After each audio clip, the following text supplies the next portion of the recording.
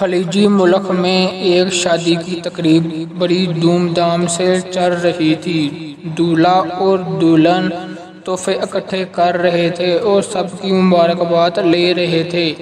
اچانک دلہن دولہے کے پاس آئی اور کہنے لگی، یہ جو تمہاری ماں اسٹیج پر بیٹھی ہوئی ہے اس کو نیچے اتارو کیونکہ یہ مجھے پسند نہیں ہے۔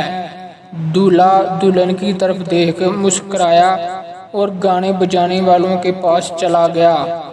ان سے مائک لیا اور مائک میں 3 مرتبہ بولا، کون میری ماں خریدے گا؟ سب آنے والے مہمان حیرانگی سے دولہے کی طرف دیکھنے لگے، یہ کیا ماجرا ہے؟ اس کے بعد دولہا بولا، میں اپنی ماں کو خود ہی خرید لیتا ہوں۔ تو پھر اس نے اپنے ہاتھ سے سونے کی انگوٹھی اتاری اور دلہن کے ہاتھ میں رکھ دی اور دلہن سے کہا، میں نفع کا سودا کرنا جانتا ہوں۔ اسے کھڑے اسٹیج پر طلاق دے دی۔ تو آنے والے مہمانوں سے ایک بوڑھا شخص بولا، میں اپنی بیٹی کا نکاح اس سے کرتا ہوں۔ تو اس طرح اس شخص نے اپنی جنت کو بھی ہاتھوں سے نہ جانے دیا اور اپنی دنیا کو بھی بچا لی۔